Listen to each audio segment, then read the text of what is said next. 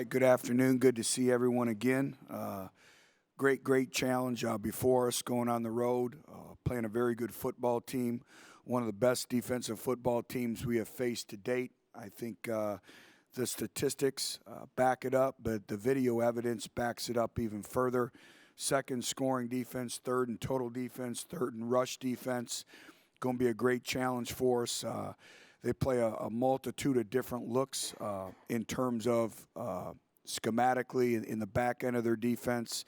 Also their front seven, then also very deep, very experienced, very physical football team. They've taken on the personality of their head football coach and have a tremendous amount of respect for Coach Pinkel, not just as a coach, but also as a person, an individual. I remember being a young coach in the Mid-American Conference, and he was a head coach at Toledo, and you look at everywhere he's been, he's won. He's done it his way. He's developed programs, and you always say, when you leave a place, is it better where you leave it than where you found it? And he's left, obviously, Toledo.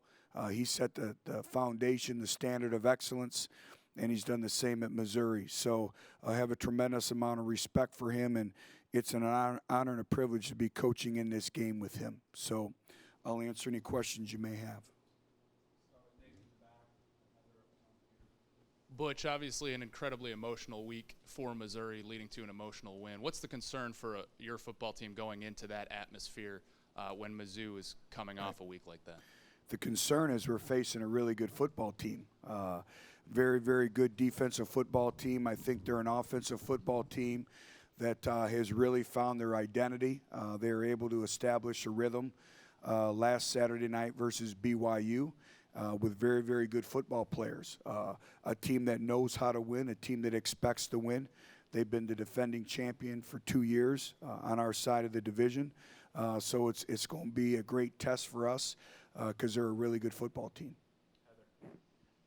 Butch, this being Gary Pinkel's last game, what are the challenges, kind of a spin-off of that question, just what are the challenges to get ready for an emotionally charged environment? Well, we expect that every time we go on the road in the SEC, it's no different than, any of the other venues that we've gone into. And there's a lot on the line for both teams. We're playing for a lot, and that comes with the maturity of a football team. Speaking from our end of things, it comes with the road focus.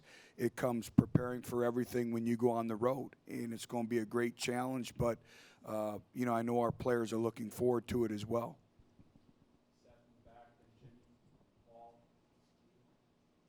Coach, are you concerned at all with the lack of intensity, maybe, lack of focus that the offense has shown, the consistency through the past, we'll say, 6 quarters or so? Can you give me some examples? Well, it's just, I guess maybe the inability to get into a rhythm. They struggled halfway through the game against South Carolina, was shut out in the third quarter against North Texas. Things that the offense just didn't seem to be clicking like it would. And maybe, you had talked about focus going into the game and also with South Carolina. And was it where you wanted it to be? And is there anything about those performances against statistically bad defenses? And I know it's a week-to-week, game, but the defenses statistically were not very good, and they just seem to struggle to get into a rhythm. Yeah. Well, I think if you play the game of football, whether you coach or compete in it, it's a week-to-week season. And South Carolina was a good football team. Obviously, their record, they struggled some, but it's hard to win. In terms of going back and watching the videotape from North Texas, you always learn in coaching it's never as good as it seems and it's never as bad as it seems. We were able to move the football. The times we weren't, it was 1 out of 11. It would be one individual not executing their assignment, and that's why it's a great team sport. Anytime you have 11 individuals being coordinated to work as one, it takes great effort and focus on every single snap. But they limited our possessions to 9 possessions, 2 at the end of the game, which you don't really count. And we didn't play as poorly as I thought we did walking off the field. I look at also penalties. We had 2 penalties in the game. We had 1 turnover, which we'll throw the ball away and live to play another down, and that's a great learning experience right before the half. But I looked at effort. Our effort was there. Our players gave it. And, again, you have to coach and you have to play the game to understand when it's a long season, you have to rely on your habits and your training. So, I think all of a sudden I can see the transformation in our football program now, because now just winning isn't enough, which probably is a good thing. It shows progress. But for where we've come in this football program over the last 10 years, I'm never going to apologize for winning. These players have given everything that they've had. We've found a way to win football games, and we all want perfection. That's what you strive for in this profession. Our players do, our fans do, but it's played by human beings, and at this level it's played by 17 to 22-year-olds. But again, there's some things obviously that we have to get corrected. Playing a quality opponent like Missouri, that we have to get corrected. But also, we did some good things defensively. We held an opponent, I don't care who you're playing, under 200 yards. Now, if you say to me, what do you need to do to get better defensively? We need more 3-and-outs. When we get the ball on the -4 yard line and it's a coming out situation, they can't be punting the ball from the 40 or 45. So we need to generate more 3-and-outs. We need to generate more turnovers, particularly fumbles. And that's a direct correlation to playing physical and game tackling. So there's a lot of things that we need to improve on and continue to improve on, but also the strides that we're making week to week, we're making tremendous strides. Butch, is Missouri's defense, is their scheme different with a different coordinator? And also, how good do you think Kentrell Brothers is? Yeah, Jimmy, a little bit different in terms of, a little bit more in terms of defensive front-wise. A lot of movement like they've had in the past, but just different schemes, different alignments, different techniques by the defensive linemen, some different coverage schemes. But the one thing that never changes when you face a Missouri football team is the effort and the toughness. They give great effort. They play with great toughness. And in terms of Brothers, a linebacker, he's as good as any linebacker we faced all year. He's active. He's physical. And he also makes his presence felt on special teams as well. Great football player. Butch, you talked about their defense. I think they're one of the top teams in the country in tackles for loss. What do they do so well? And is that just the defensive line that produces those linebackers, defensive backs? I guess, what do they do so well to catch people in the backfield? Paul, they're very physical and very explosive up front. A great get-off on the ball, very well coached, use their hands, great disruptive quickness, have the size and the speed, and they're disruptive. And then they flow to the football, they run to the football, they pursue to the football. Really, really good linebackers. Cher is compliments Brothers. They're good football players. And in the back end, they're very athletic. So it's a complete defensive football team when you look at their front seven and the back end. And I think that shows with their tackles for loss and obviously their stats and what they're doing this year. This is the third straight week you're facing a team that's going through some sort of coaching transition. Just what are the challenges involved when you're facing this kind of situation? How is this week's challenge, where it's a retiring coach, how is that kind of different than what you're preparing for the last couple weeks? It still comes down to playing the game. Like I said, I have a tremendous amount of respect for all the coaches and what they're going through. But at the end of the day, it still comes down to getting ready to play your best football game and preparation that goes into it. And, it's, the same every week. You're looking to play your best game. You're giving everything that you have. You're investing in victory. You're investing in your performance. You're investing in your preparation. So that part of it never changes.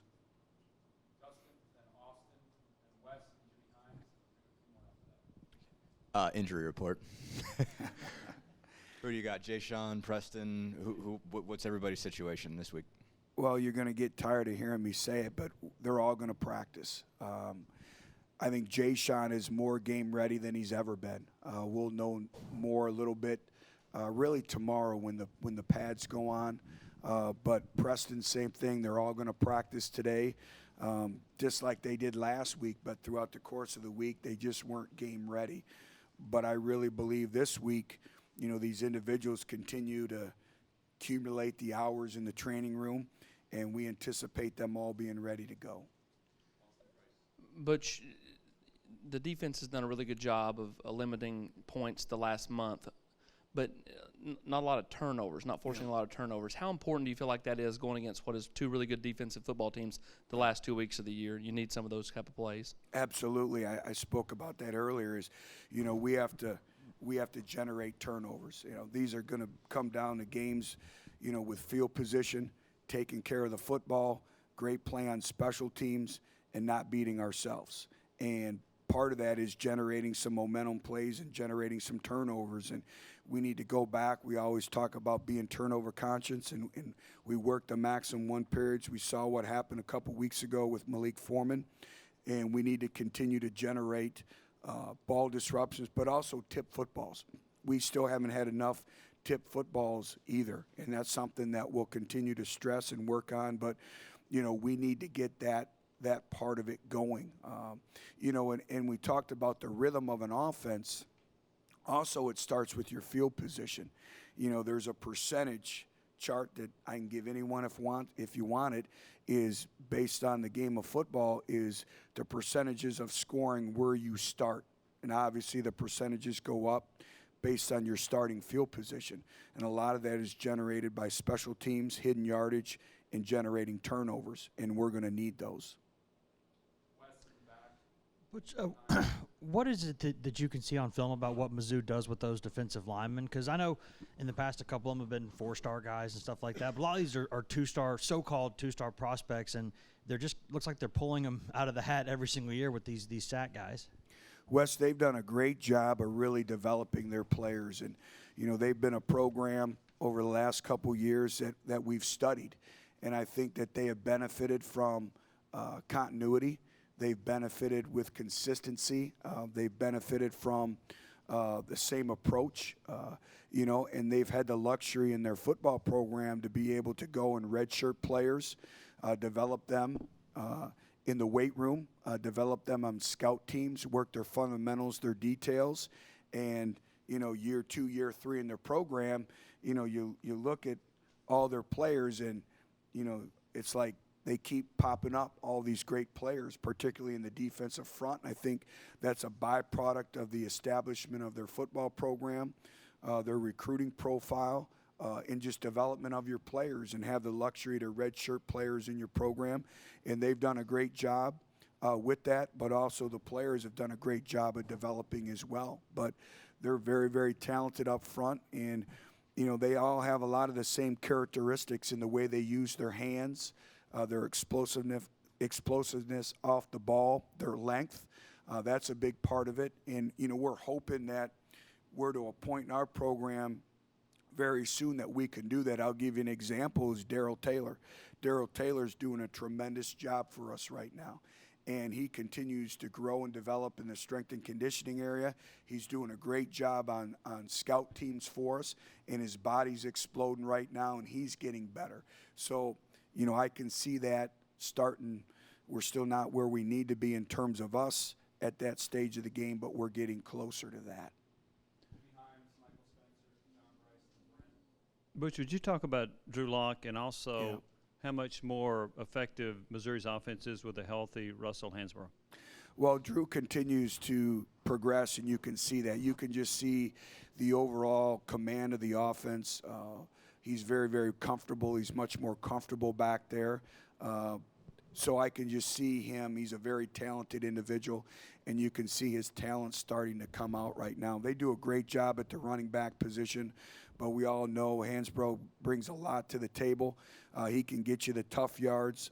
He can make an individual miss, and he can take it the distance. And they do a great job in terms of really the way they use their running backs in their offense, and then the run adjustments and the attachment plays that they use off the run game, very similar to what North Texas did as well. And I think their offense really suits Drew Lock as well.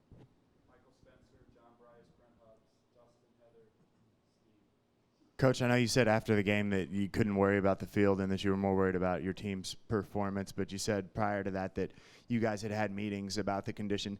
Do you expect to have more of those before the next home game? Well, I do. I think we have a lot of individuals here that take great pride in their work and take great pride in all that they do. So, those meetings will be ongoing, is how can we continue to improve our surface? How can we make it better? So, yeah, I do anticipate that. We have good people here that, again, take pride in their job. So, I'm all focused on Missouri, and I'll let them handle the adjustments that need to be made and the corrections and how can we make it better for our student athletes. Do you think that was an issue at all in Saturday's game?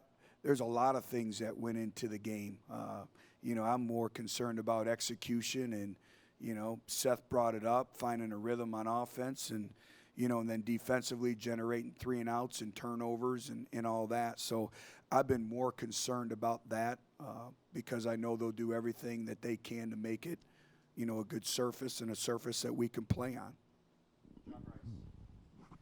Coach, you said earlier today that you're playing for a lot down the stretch, and that's pretty stark contrast from the previous couple of years where you're simply playing for any postseason. How is that different? How do you try to utilize that with your team? We really started that process, John, last year in terms of our players understanding the more you win, the more that's at stake. And, there's a lot to play for. And, we can do some things that haven't been done here in quite some time. And when you look at, being bowl eligible now, I think it's the first time since 2007 this stage of the game. And those are all things in the building blocks of a football program. It's evidence of how far we've come in a short period of time, and it's not propaganda. It's real, but it's also a compliment to our players and everyone in our football organization in a very short period of time of how special Tennessee is. And when you get the right people on board and your players believe in each other and they keep grinding, good things will happen. But there's a lot to play for. This is a very, very big game for us, just like it is Missouri, as we continue to move the program forward. Butch, you mentioned Jay Sean and putting pads on. You'll know more.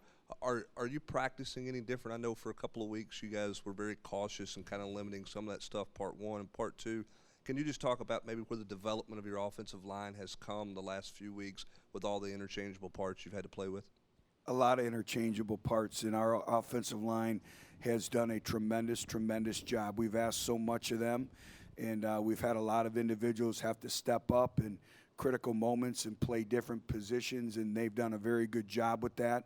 I believe we've already surpassed last year's total in 13 games of rushing yards. I believe we're second in the conference in rushing offense, and a lot of that is a tribute to our offensive line.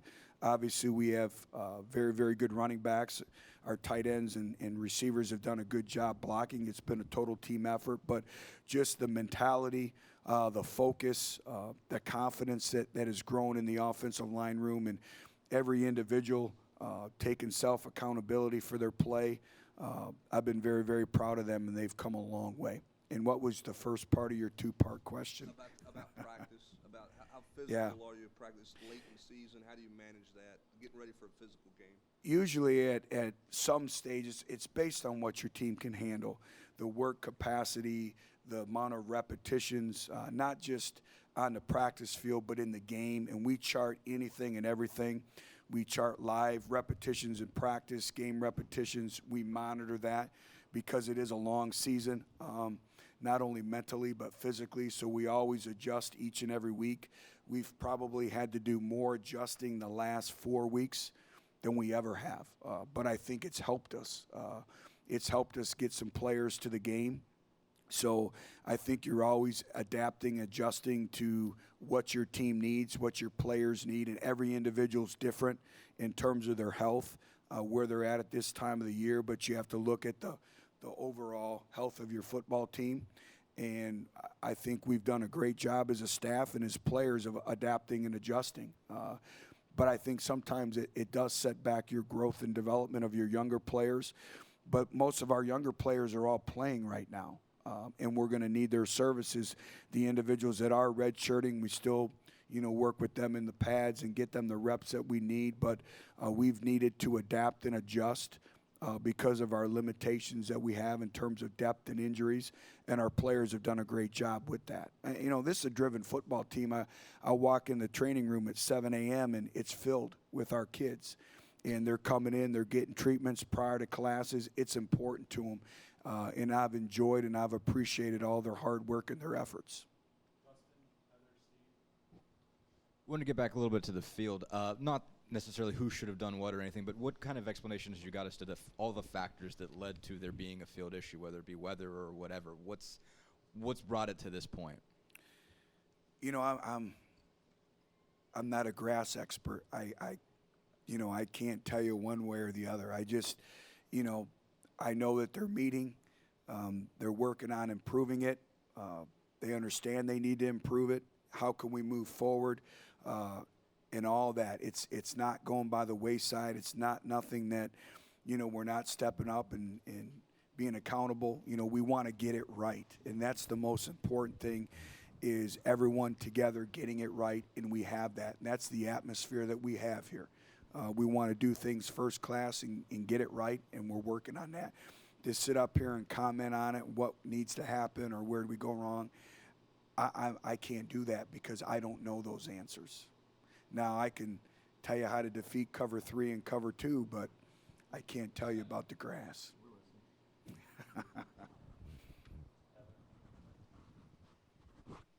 One more about the field. I know you're excited. Is there anything the grounds crew can do at this point to have the season finale on a better playing surface, or is it just kind of it is what it is at this point, and you're thinking more, or they're in the stages of preparing more long term? Well, I think right now all their focus is preparing on the short term of having the best surface possible here in another week. And then we'll move to long term. Obviously, that's how you improve. That's how you get better. But, I know they're doing anything and everything in terms of discussions and work ethic and everything. They're trying to make it the best that they can possibly can. And rest assured, they're doing everything they can. You mentioned that you're now, if you can get us about some 70-degree temperatures and all that, obviously that'll help matters as well. You mentioned what Gary had done at Toledo even before he got to Missouri. I believe you were an assistant at Central Michigan at the same time. Just what do you remember about those days, kind of working against him in the MAC? Toledo was the premier football program in that conference.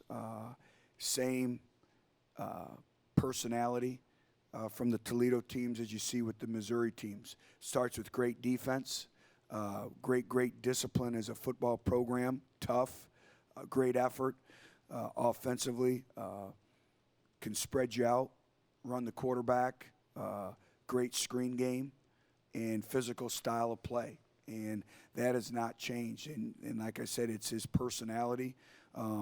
Even at Toledo, the Missouri continuity and staff, consistency and approach, the way they develop their players, all of that was the same. And, when we went to Central Michigan, I kind of modeled that same format that they had at Toledo when we went back there. And, just the building of a football program and not blinking when things do go wrong, staying the course, being consistent in your approach, and not deviating from it.